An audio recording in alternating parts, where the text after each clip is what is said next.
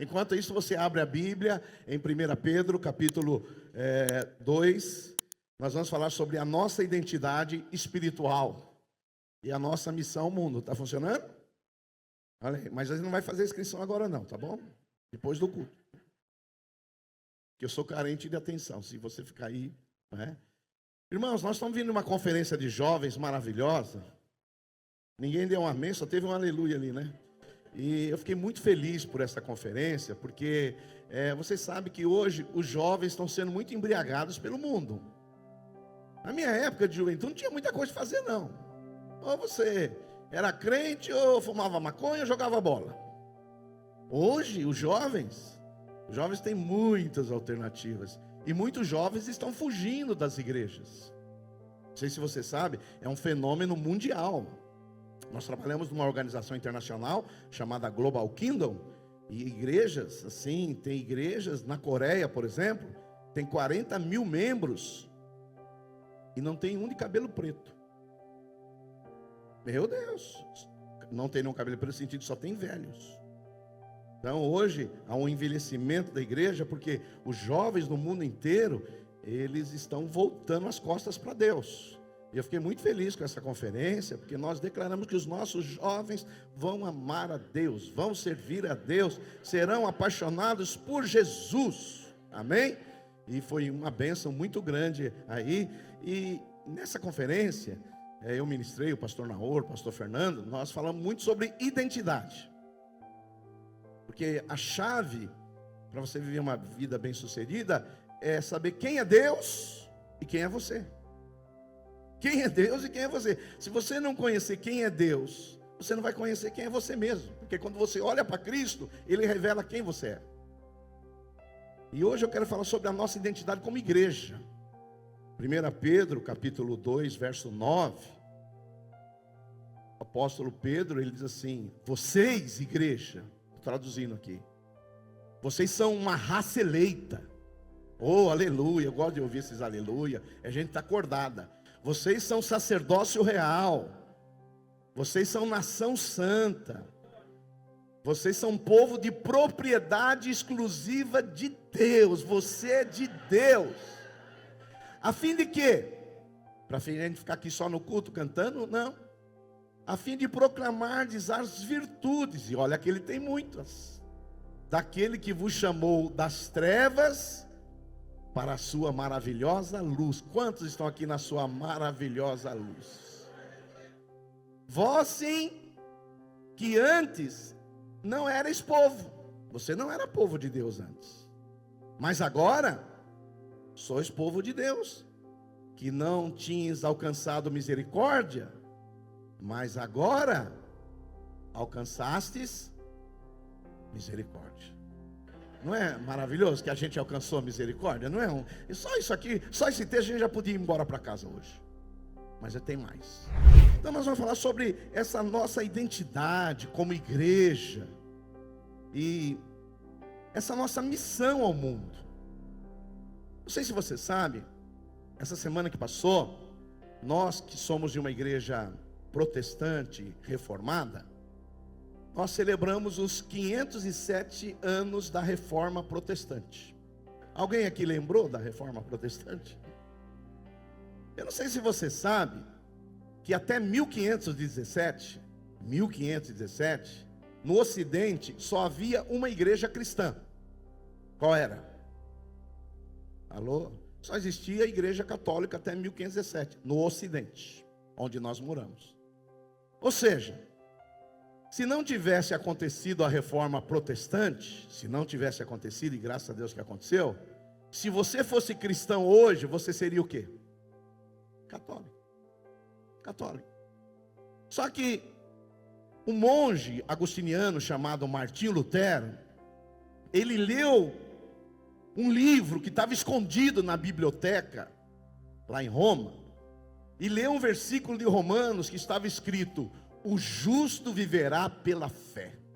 Diga comigo, o justo viverá pela fé. Diga mais forte, o justo viverá pela fé. Ele leu esse versículo, e na época, a igreja estava vendendo a salvação. Você tinha que comprar a salvação. através das indulgências. E esse monge agostiniano, chamado Martinho Lutero, que ele foi um dos reformadores, houveram vários reformadores, mas ele foi um muito importante, ele fundamentou as suas coisas em 5 bases, para ser o contraponto da salvação pelas obras e por dinheiro. Então, a reforma protestante do século XVI, Martinho Lutero, ele disse 5 pontos, que são 5 pontos de uma igreja reformada: só Cristo, só a Bíblia, só a graça, só a fé e glória somente a Deus. Vamos dizer junto esses 5 pontos? Vamos lá? Só. Não está aqui para vocês não estão vendo? E mas vocês põem no meu aqui no jeito, do outro jeito. Aí dá labirintite na gente. Então vamos por aqui então. Vamos lá? Somente a Escritura, somente a fé, somente a graça, somente Cristo. Levanta a sua mão e diga: glória somente a Deus. Aleluia. Aleluia. Aleluia. Então, a reforma protestante, e você vai ver que toda igreja, que hoje a gente chama de evangélica, que algumas nem sabem que vieram da reforma protestante, mas todas vieram, ela vai estar baseada nesses 5 pontos: somente a Bíblia, somente a graça, somente a fé, somente Cristo e glória somente a Deus. Então você não vai ver aqui ninguém rezando Ave Maria, porque glória somente a Deus. Você não vai ver ninguém aqui vivendo por tradição, porque a Bíblia Sagrada é a nossa regra de fé. Você não vai ver ninguém pregando, numa igreja protestante pelo menos deveria, pregar salvação através de dinheiro, porque a salvação é de graça, não é? Então, esses são pilares de uma igreja reformada, de uma igreja protestante, aleluia. E eu louvo a Deus essa semana, não sei se você pensou nisso, mas já pensou se não tivesse acontecido a reforma protestante? Hoje você estaria adorando imagens, você estaria se prostrando. Não sei você, mas eu tentei ser católico. Aliás, minha mãe tentou que eu fosse católico. Ela me levava no catecismo, mas eu matava a aula do catecismo para jogar bola. E ela falava: você é ruim desse jeito porque você não fez o catecismo. Mas depois eu ganhei ela para Jesus e agora ela também é protestante, aleluia e glória a Deus.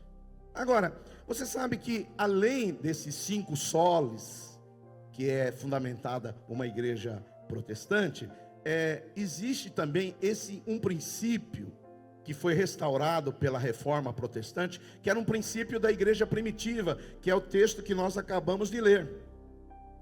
Vós, porém, sois raça eleita, sacerdócio real. Ou seja, se tem um princípio que também foi restaurado através da reforma protestante, é o sacerdócio universal do crente. Diga comigo: o sacerdócio universal do crente. Ou seja, traduzindo para a nossa linguagem aqui, cada crente é um ministro. Diga para o seu vizinho: você é um ministro. Você é um ministro. Então, principalmente as igrejas reformadas e mais ainda as igrejas em células, elas trabalham o seguinte: que não existe esse negócio de ter o clero que sabe tudo e os leigos que não sabem nada. O clero, os sacerdotes, eles sabem e você nem lê a Bíblia porque você não sabe nada. Não.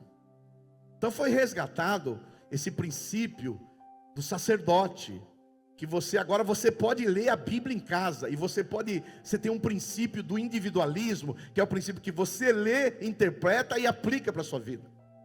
Você não precisa de um pastor ou de um sacerdote para chegar a Deus. Você é sacerdote, uma mão sua está lá na mão de Deus, e outra mão está em Cristo. Você tem acesso, qualquer hora, qualquer dia, a Cristo.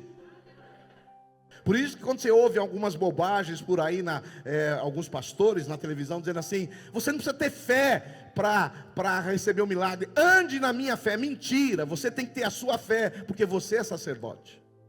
Quantos podem dar um glória a Deus por isso aí, então? Então você é um ministro, você é marido, é um sacerdote lá na sua casa.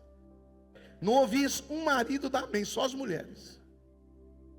Você é um ministro na sua casa, você é o sacerdote da sua casa, você é a porta que fecha, aqui não vai entrar inimigo, aqui não vai entrar diabo, eu estou aqui para proteger, eu estou aqui para ser o provedor da minha família, eu guardo a minha casa, eu sou um sacerdote. Quando vem um oficial de justiça na minha casa, eu não mando minha mulher atender não, sou eu que vou. Tem uns maridos aí já olhando feio para mim. Agora, veja bem, esse é o nosso papel de sacerdote, sacerdote da nossa casa, em primeira instância. É eu que tenho que ser o provedor, o cuidador. Ah, pastor, mas a mulher também não trabalha? Trabalha e ajuda, mas saber que o seu papel de marido é esse. Mas hoje, tem marido que não está usando o seu sacerdócio. Agora, nós somos sacerdotes em casa, temos que cuidar da nossa família. Se aparecer alguma assombração lá, você, marido, não precisa chamar um pastor. Ah, pastor, eu vi uma assombração lá na minha casa. É você que vai lá orar. Porque tem uns de vocês aqui que quando cai um endemoniado em casa, liga para cá. Pastor, pode me ajudar? E você é o quê?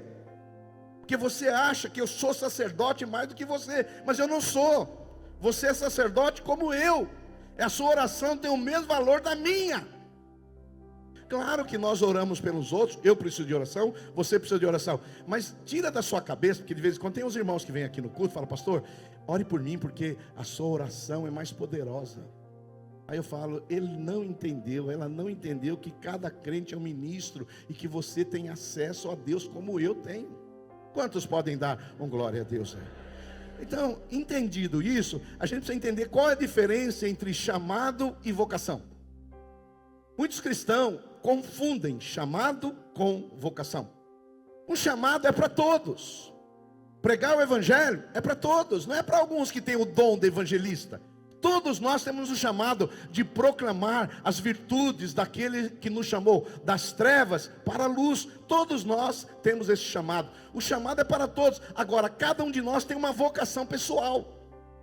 Cada um de nós tem uma vocação pessoal, mas o chamado é para todos. O chamado tem a ver com a nossa identidade. A vocação está relacionada com o nosso trabalho. O chamado é um só para todos como igreja. A vocação é diversa, cada um tem a sua. O chamado é para sempre. A vocação pode ser um tempo e depois mudar. Então nós não podemos confundir chamado com vocação. Entendido isso, eu quero falar duas coisas para vocês nessa manhã importantes. Primeiro, a sublimidade de nosso chamado.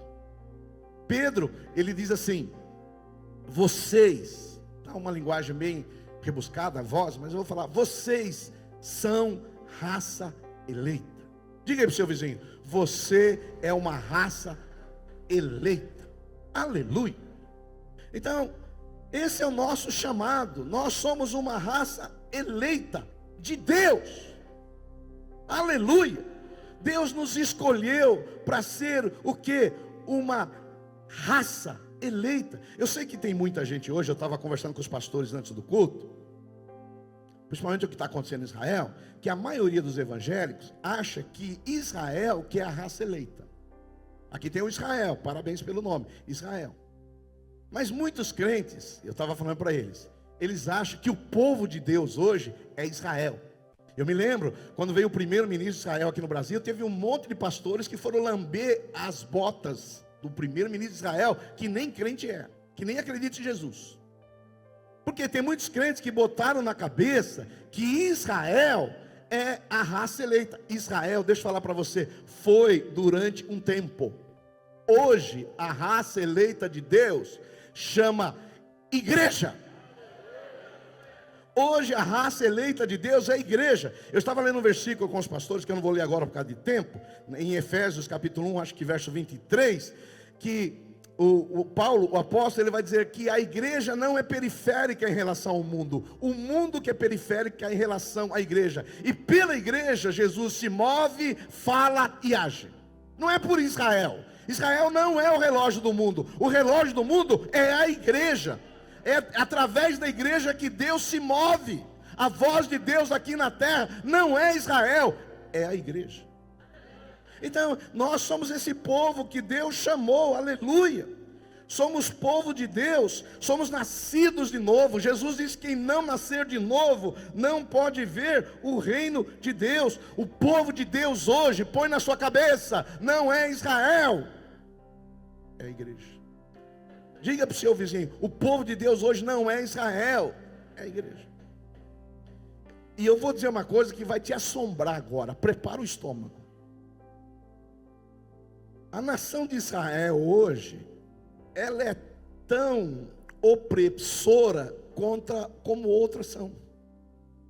A nação de Israel não tem nada ali que você vê assim, que não é tão opressora como as outras. Então tira da sua cabeça desses pastores do YouTube, que Israel joga uma bomba, mata criança. Ah não, Deus venceu matando criança. Tira da sua cabeça essas coisas. Deus tem uma promessa para Israel, que na vinda de Cristo haverá muitas conversões de judeus. Isso sim, isso a Bíblia diz, haverá muitas conversões de judeus, lá em Romanos capítulo 11.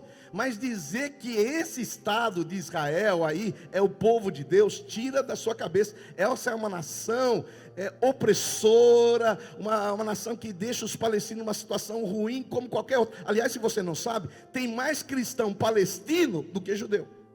Então quando joga uma bomba lá na faixa de Gaza, você pensa que está matando os seus irmãos que são crentes também.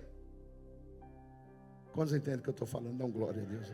Estou dando uma visão, porque a maioria das igrejas tem bandeira de Israel. O primeiro-ministro vem aí, deslamba a bota, achando que Israel vai lá em Tel Aviv, que tem parada gay, é pior do que São Paulo.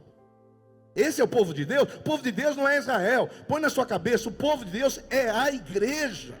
As promessas de Deus é para a igreja, não é para Israel. Eu até queria, tem a Bíblia, a mensagem lá no fundo? Põe lá, eu quero ler esse texto para vocês aqui, Efésios. Eu sinto de falar isso para vocês, não estava no script, mas eu sinto uma unção que Deus quer falar com vocês sobre isso. Mas é na Bíblia a mensagem. Tem a tradução a mensagem? Não tem, mas eu vou ler com você aqui.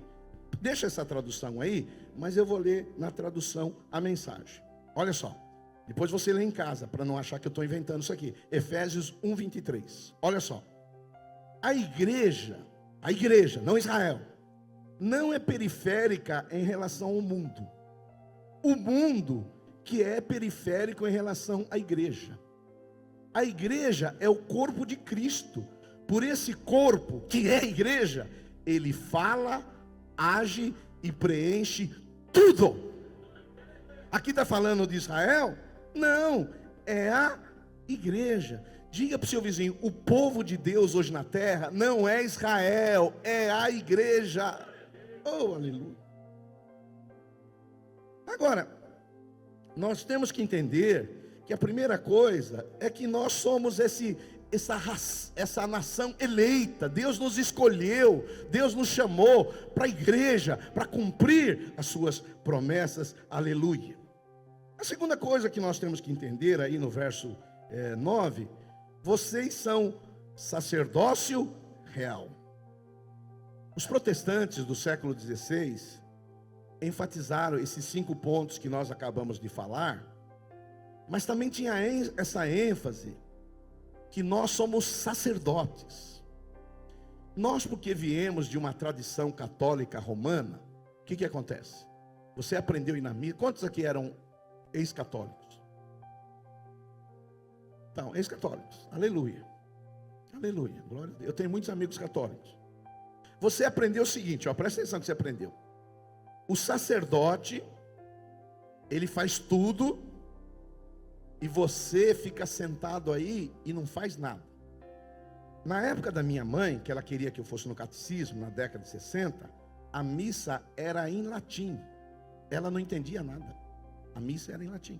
Depois eles foram mudando, tal. Então, o que o catolicismo fez? Lá atrás, tirou esse princípio do sacerdócio do crente, porque na igreja primitiva, cada crente era um ministro. Cada crente tinha uma função. Cada crente tinha um lugar. Cada crente usava o dom. As igrejas eram nas casas. Mas quando veio o catolicismo romano no século IV, através de Constantino, o que eles decidiram? O povo não faz mais nada, o povo é leigo, e quem vai fazer as coisas aqui são os sacerdotes. Por isso que tem essa tradição católica. Você vai lá, senta num banco, e quem faz todo o serviço é o padre, o sacerdote, e os membros ficam apenas sentados. Aí agora você se converteu. Você não é mais católico, você agora é um ex-católico. Agora você é de uma igreja reformada, de uma igreja protestante, de uma igreja evangélica. Só que você continua ainda com o mesmo paradigma católico, que você vem no culto, senta aí, só que agora não é mais o padre, é o Padre Silvio. Padre Silvio, já me chamaram. Lá em Roma, quando nós fomos para Israel, nós fizemos uma escala em Roma. O guia me chamava o tempo todo: ô Padre Silvio, não para aqui lá, nós vamos para lá. Falei, puxa, Padre Silvio, né? Mas eu não sou o Padre Silvio, eu sou um irmão que nem você, entendeu? Eu não estou nesse lugar aqui, isso aqui não é altar, porque na igreja católica, lá só fica no altar o padre. Aqui não é um altar, aqui é uma plataforma. Por que é mais alta, pastor? Para mim ver você. É só esse o motivo. Por isso que aqui, não é como algumas igrejas evangélicas, não tem umas cadeiras aqui onde ficam os presbíteros. Porque difere o povo comum de quem tem cargo. Aqui é todo mundo sentado ali na cadeira. Mesmo nível. Só quem vem dirigir que sobe um pouquinho. Essa plataforma poderia ser um banquinho, aqui desse jeito fica mais bonito. Mas isso aqui não é o altar. Porque altar, quem tem, é católico. O judeu tinha também, mas o templo foi derribado, eles nem têm altar. Nós não temos altar, nós temos uma plataforma. Quantos entendem o que eu estou falando? E agora, deixa eu falar para você, essa é a parte mais importante. Você não é mais um leigo. Você agora é um ministro. Você agora é um ministro como eu. A sua oração, ela tem o mesmo poder que a minha. O mesmo Cristo que habita em mim, habita em você. O Deus que me ama, ama igualmente você. Deus não tem filho predileto, somos todos iguais. Amém? Agora, por que nós nos tornamos uma igreja em células? Porque imagine aqui, nesse culto, vamos pensar, quem pôde exercer o ministério? Vamos pensar. Pastor Otávio abriu o culto, Pastor Fernando deu os avisos, e os nossos ministros e os nossos músicos. Vocês exercitaram o ministério aqui? Não. Vocês ficaram sentados, recebendo, e estão recebendo. Agora, se você não fizer nada, é só isso, você não está sendo um sacerdote, você está sendo um católico no paradigma com uma teologia protestante. Agora, se você sair daqui e falar, eu tenho um sacerdócio, Deus me deu habilidades, dons, talentos, unções, e assim como Ele usa os pastores lá, Ele vai me usar também onde eu estiver, aleluia. Aí você está exercendo o sacerdócio, aleluia. Agora, eu sei, eu também não sou burro, que ser sacerdote não é só ser líder de célula. Quando você cuida de uma pessoa idosa, você está exercendo o sacerdócio. Quando você está cuidando de crianças, você está exercendo o sacerdócio. Quando você vai num presídio, trazer uma palavra de esperança para os presidiários, você está sendo sacerdote. Quando você vai no hospital, eu sei que não é só liderar a célula que é sacerdote, mas nós como igreja não poderíamos depender dessas coisas. Então o Espírito Santo, Ele soprou sobre algumas igrejas e deu essa visão celular das igrejas nas casas, onde todos nós temos a oportunidade de exercer o nosso sacerdócio. Então, por exemplo, numa célula, aqui eu falei, quem exerceu o sacerdócio aqui? Alguns. Agora, você saindo daqui, você vai poder exercer o seu sacerdócio. Agora, você pode ser um sacerdote na célula. Quem lidera uma célula está exercendo o sacerdócio. Quem dirige o louvor na célula está exercendo o sacerdócio. Quem abre a sua casa para ser uma célula, está exercendo o sacerdócio. Quem faz a comidinha, porque célula boa sempre tem comida depois, também está exercendo o sacerdócio. Então, tem muitas maneiras que nós podemos exercer o sacerdócio. A única coisa que você não pode é vir nesse culto, ouvir essa palavra, vir domingo a domingo e sai daqui e fala, tchau, até domingo que vem. Aí você não está exercendo o seu sacerdócio. Quantos entendem que eu estou falando, dá um glória a Deus aí? Porque Deus te chamou para ser sacerdote. Existe um sacerdócio universal do crente. Algumas características de quem é sacerdote. Primeira, o sacerdócio forma uma fraternidade inclusiva. Todos os crentes são sacerdotes e todos eles são pedras vivas e formam um templo espiritual. Então, não somente servem aqui na igreja, nesse prédio aqui, mas também eles são o templo, eles são pedras vivas da parte de Deus. Então, esses sacerdotes somam uma família, porque a Bíblia vai dizer lá no Apocalipse, que Deus nos chamou para ser reis e sacerdotes. Quantos entendem que eu estou falando da uma glória a Deus aí? Aleluia! Em Apocalipse diz exatamente, se você puder colocar, o seguinte, Apocalipse capítulo 1:6, vai dizer assim, olha, Apocalipse 1:6, vai dizer assim, aquele que nos ama, e pelo seu sangue, nos libertou dos nossos pecados. Quantos aqui foram libertos dos seus pecados? Dá um glória a Deus por gentileza aí. Ele nos fez o que, irmãos? Constituiu reino e sacerdotes para Deus e Pai. A Ele a glória e o domínio pelos séculos dos séculos. Amém. Então, Deus, à medida que você nasceu de novo, Deus te fez rei para reinar e um sacerdote. Por isso que lá em Romanos capítulo 5, verso 17, diz assim: se pela ofensa de um, e por meio de um, entrou a morte, quem foi esse um? Adão. Muito mais os que receberam a abundância da graça e o dom da justiça, reinarão em vida, por meio de um só, a saber, Jesus Cristo. Por quê? Quando você exerce o sacerdócio, você está reinando em vida. Eu vou repetir, vocês não entenderam. Quando você se posiciona, agora não apenas como um leigo, eu sou um sacerdote. Deus me colocou nesse planeta para ser um sacerdote. E à medida que eu sou um sacerdote, eu vou reinar em vida. Então, como que eu reino em vida? Chega uma pessoa na célula enferma, você ora pelo enfermo.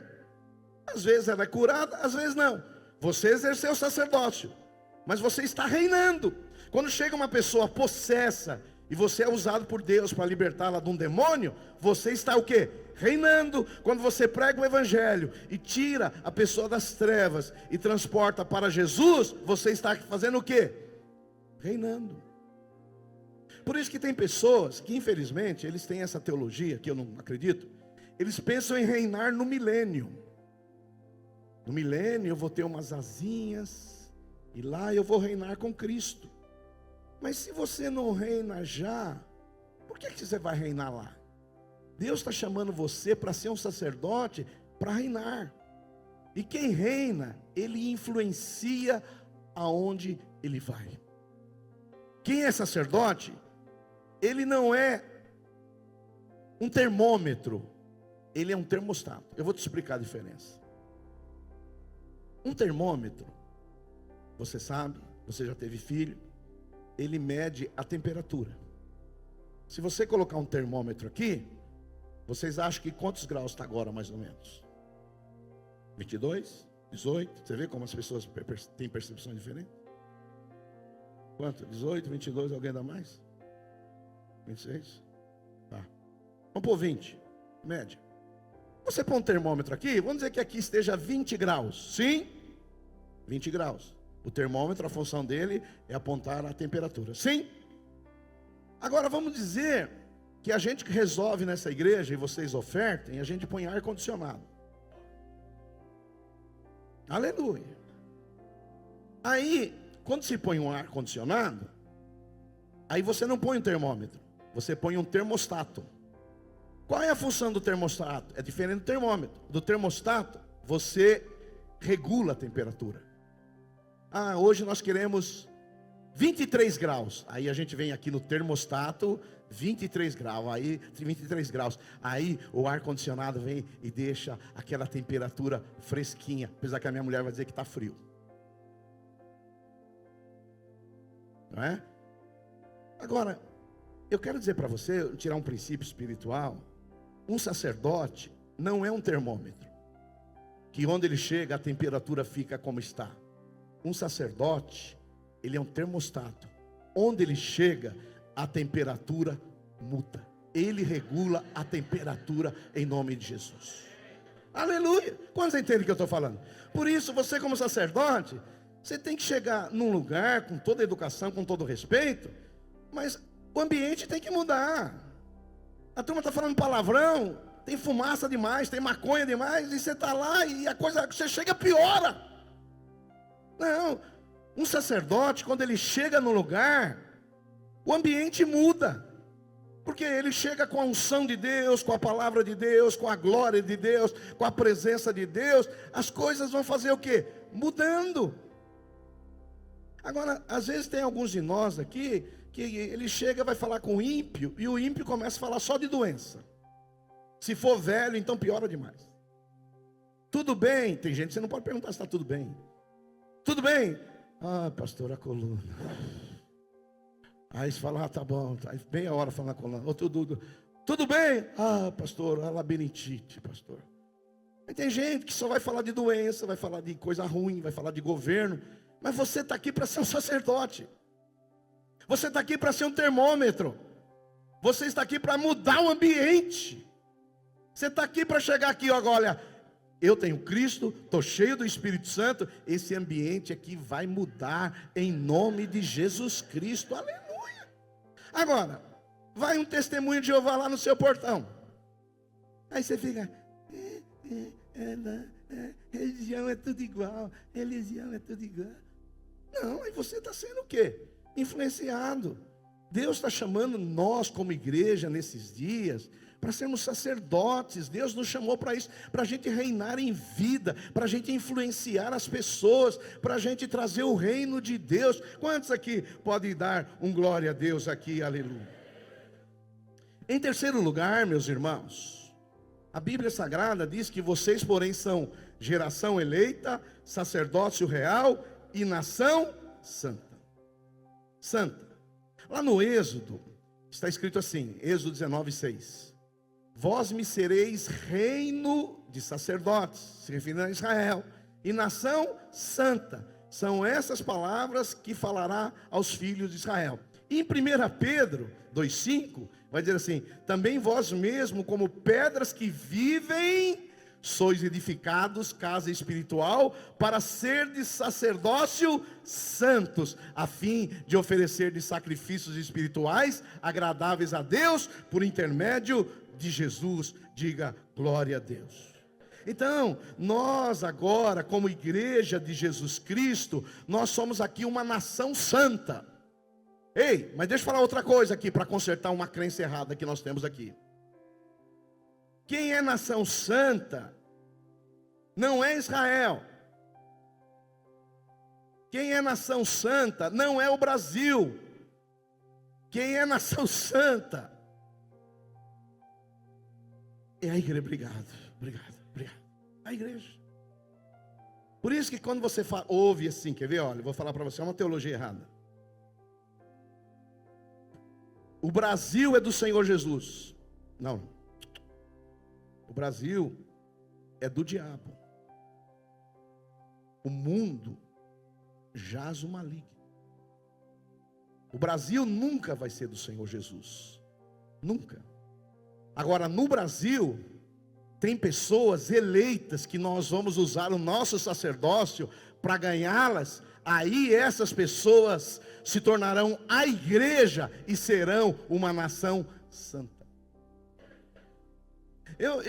Eu ficava muito preocupado quando naquela época das eleições lá atrás, onde tinha pastores, inclusive teve uns 2 daqui que eu tive que exortar, que eles achavam que o presidente do Brasil, na época, eles iam fazer do Brasil uma nação santa. Não, filho, não é através da política que você faz uma nação santa, não é através da economia que você faz uma nação santa. Você faz uma nação santa através da igreja, ganhando pessoas, pregando o evangelho e elas nascendo de novo. Aí teremos uma nação santa que vai ser a igreja.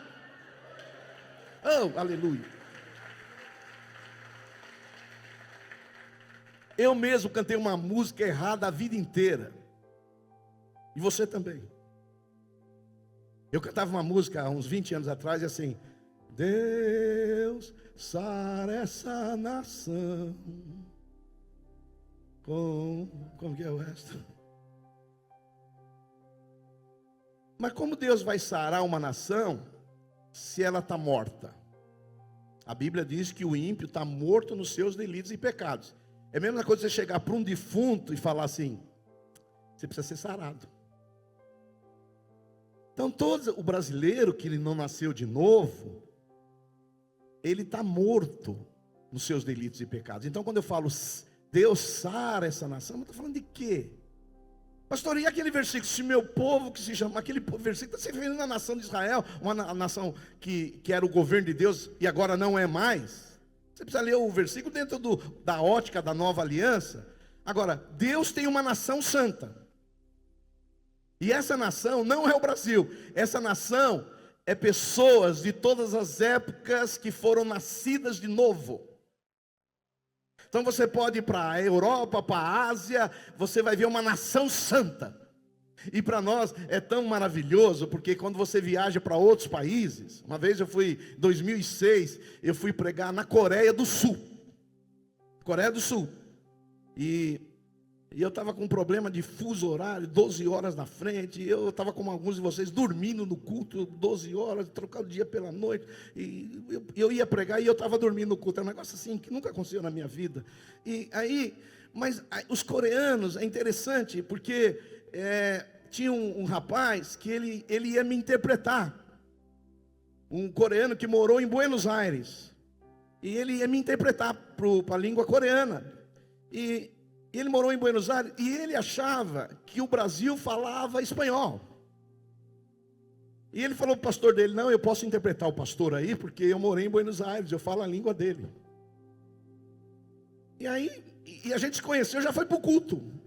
E aí eu pregava uma coisa, ele falava a outra. E depois eu fui tentando consertar na pregação. E no fim, ele falou assim: você fala um espanhol diferente, né? Eu falei: filho, eu não falo espanhol, eu falo português. Mas no fim deu tudo certo, teve uma unção, porque Deus age através do Espírito, mesmo que as línguas se confundem, porque se Babilônia é confusão, Pentecoste é a unidade espiritual, aleluia. E aí no fim houve um fogo tremendo, e aí aquele povo totalmente diferente de mim, mas havia o mesmo Espírito, havia assim a mesma unção, a mesma presença de Deus, a mesma glória, nos abraçando. Porque, deixa eu falar para vocês, você pode ir em qualquer lugar do mundo, quando você vai numa igreja, você vai ver que ali tem o Espírito do Senhor, que ali é uma nação santa, separada por Deus, aleluia, aleluia. Então, nós somos esse povo que Deus nos escolheu para ser uma nação santa. Por isso que lá em Efésios capítulo 1, verso 4, Paulo vai dizer assim, olha Paulo, o que diz assim: assim como nos escolheu nele, em Cristo, antes da fundação do mundo. Não sei se você sabe, você não foi escolhido quando você se converteu. Você não foi escolhido quando você foi para o encontro. Você não foi escolhido quando você nasceu. Você não foi escolhido quando Deus criou o Jardim do Éden. Você foi escolhido antes. antes da fundação do mundo. Antes de Deus criar o mundo, Ele criou você, planejou você, colocou habilidades em você e deu um propósito para você cumprir. Diga aí um glória a Deus aí, aleluia. Então, Paulo, ele vai dizer assim, que Ele nos escolheu antes da fundação do mundo, para quê? Para sermos santos. Por isso que aqueles que dizem que foram escolhidos por Deus, mas não querem viver em santidade, isso é uma negação à Bíblia Sagrada. Quem é escolhido de Deus, ele quer viver uma vida santa. Quantos entendem que eu estou falando? Dá um glória a Deus aí. Lá em 2 Tessalonicenses, eu estou quase encerrando, Paulo vai dizer assim: entretanto, devemos sempre dar graças a Deus por vós, irmãos amados pelo Senhor, porque Deus vos escolheu desde o princípio para a salvação, pela santificação do Espírito e fé na verdade. Aleluia. Então, às vezes, você vai ver que a santidade que você vai viver é uma santidade que é uma extensão da santidade de Deus, porque Deus criou você segundo a sua imagem e semelhança. E essa imagem e semelhança, nós sabemos, todos sabemos, que não é física, é moral. E quais são os atributos morais de Deus? Amor, santidade e justiça. Amor, santidade e justiça. Você tem isso aí dentro de você. Amor, santidade e justiça. Só que por causa da queda, presta atenção no que eu vou falar para você, isso é importante. Esses atributos que Deus colocou em nós, para que nós sejamos a sua imagem e semelhança, esses atributos ficaram desequilibrados por causa do pecado. Mas ainda nós temos amor, santidade e justiça. Por isso que esse desequilíbrio às vezes causa alguns problemas. Porque tem casa que nós temos uma mulher que é muito amorosa, atributo de Deus, mas tem um homem que quer muita justiça, ou ao contrário disso, a mulher quer muita justiça e o marido é muito amoroso. Eu vejo lá na minha casa. Na minha casa é mais ou menos assim. Meu filho, quando apronta, minha mulher já quer vir com justiça.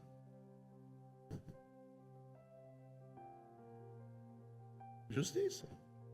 Ela quer vir com justiça. E eu sempre, vamos tentar resolver assim de outra maneira. Agora, o casamento tem esse princípio da complementariedade, que se complementam, e aí traz o equilíbrio para casa. Porque se uma casa tiver muita justiça, vai ficar desequilibrada. Se tiver só amor e não tiver justiça, também vai ter o desequilíbrio. Então, Deus nos criou com esses atributos para a glória dele. E em quarto lugar, eu estou encerrando com isso, a Bíblia Sagrada diz que nós, como igreja, que somos o relógio de Deus, não Israel, pelo amor de Deus, nós somos chamados de propriedade exclusiva de Deus. Aleluia! Olha só, o que diz aí? Vós, porém, sois raça eleita, sacerdócio real, nação santa, povo de propriedade exclusiva de Deus. Deus na história tomou um povo chamado Israel, para que esse povo, como propriedade dele, anunciasse a glória dele entre as nações, mas esse povo falhou, e Deus virou a chave, mandou Jesus, e hoje Deus faz esse trabalho, anunciar a glória dele às nações, através da igreja.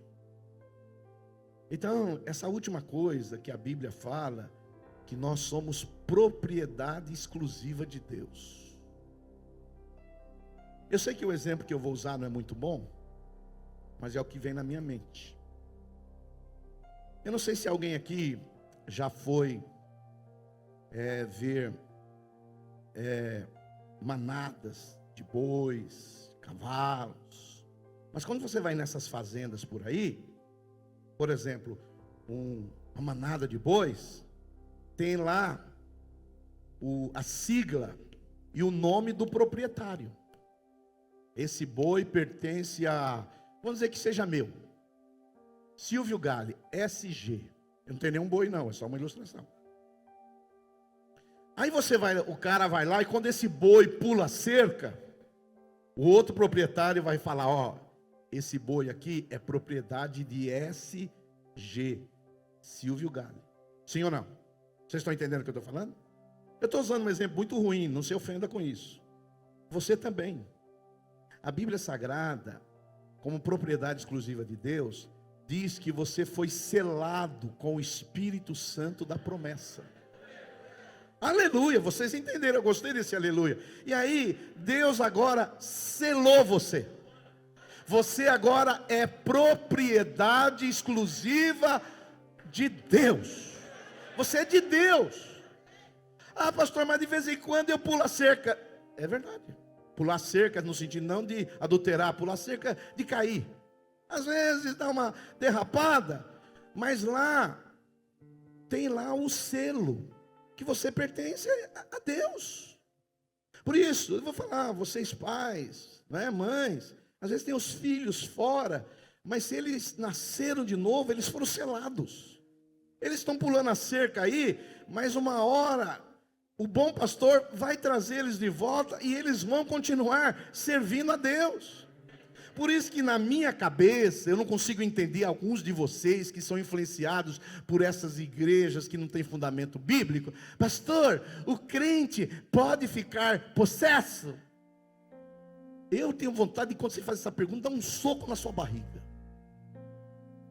Como que Deus tem uma propriedade que é você foi selado, Ele colocou o Espírito Santo em você, botou seu nome no livro da vida, morreu por você, agora Ele vai deixar um mafioso, bandido, Satanás, roubar você dele? Que Deus é esse que você serve? Ele te selou dizendo, você é meu, mas agora você acha que o diabo vai te roubar. E esses crentes que vivem atormentados, achando que uma hora é de Deus, outra hora é do diabo. O dia que você entender que você é propriedade de Deus e foi selado com o Espírito da promessa, e falar, eu sou de Deus, vou viver para Deus e vou servir a Deus e vou morrer para Deus, seja viver ou morrer, vai ser para a glória de Deus. Aleluia. Aí você não tem mais medo de assombração, de mula sem cabeça, de loira do banheiro, você não tem mais medo, eu sou de Deus. Eu não sei como algumas pessoas ainda são capazes de falar assim, mas Deus agora vai raspar lá o que Ele selou em você. Não, você nasceu de novo. Como você vai desnascer? Você foi justificado, como você vai ser desjustificado? Você já viu alguém desnascer? Ah, agora vai desnascer. Ele nasceu da barriga, agora vai... Não existe isso. Estou falando para você viver seguro em Deus. E por último, para encerrar, pastor, falou que estava encerrando, mas tem uma coisinha. Deixa fluir, vou terminar no horário. Ninguém vai comer um nhoque aqui atrasado, não. Eu só preciso terminar com esse versículo, porque senão a mensagem vai ficar incompleta. Pedro fala que nós somos essa nação santa, essa sacerdócio real, povo, propriedade exclusiva de Deus, para quê? Olha só o versículo 9 e 10. A fim de proclamardes as virtudes daquele que vos chamou das trevas para a maravilhosa luz. Tudo isso Ele fez para quê? Para mim proclamar. Essa é a minha missão. Essa é a missão primordial da igreja, de quê? Proclamar. Pastor Fernando falou bem aqui do encontro. Nós temos essa ferramenta que Deus nos deu, que a pessoa fica lá sexta-noite, às vezes quer ir embora, mas a gente segura ela lá sábado, domingo, e fica ali, ouve o evangelho, e expele demônios, cura as feridas, e sei lá o que acontece naquilo ali, e tem gente que já foi 10 vezes no encontro. Deus nos deu essa ferramenta, que tem sido uma ferramenta assim, para ganhar pessoas assim, de muitas épocas aqui para Jesus. Talvez você foi ganho, Deus nos deu essa ferramenta, e qual é o nosso papel? Filho, eu quero proclamar o evangelho, convida para o encontro. Se você não pode ir, pague para uma pessoa ir no encontro, porque essa é a nossa missão. Nós somos salvos, fomos chamados de um povo santo, povo eleito, um sacerdócio real. Exerça o seu sacerdócio. Porque uma igreja que não evangeliza é uma igreja que se fossiliza, ela entra numa fossa. Uma igreja, ela tem que cumprir a sua missão ao mundo. Nós não estamos aqui para ser apenas uma igreja em si mesmada, olhando para nós mesmos, receber um alimento. Nós estamos aqui para receber e para proclamar. Quantos podem dizer um glória a Deus aí? Nós temos uma mensagem do Evangelho, uma mensagem da graça. E eu profetizo sobre a sua vida, que nessa semana, Deus vai te dar oportunidades, Deus vai dar conexões. Pessoas aparecerão no seu caminho, que você vai ser usado por Deus para exercer o seu sacerdócio. E talvez Deus também te use para convidar pessoas para irem nesse encontro. E nesse encontro elas vão ter uma experiência real, verdadeira, transformadora com a pessoa de Jesus. Deixa eu falar, e hoje encerra com essa frase. A maior alegria que uma pessoa pode ter nessa terra é a alegria da salvação. A segunda maior alegria que alguém pode ter aqui é levar salvação a uma outra pessoa. Deus quer usar você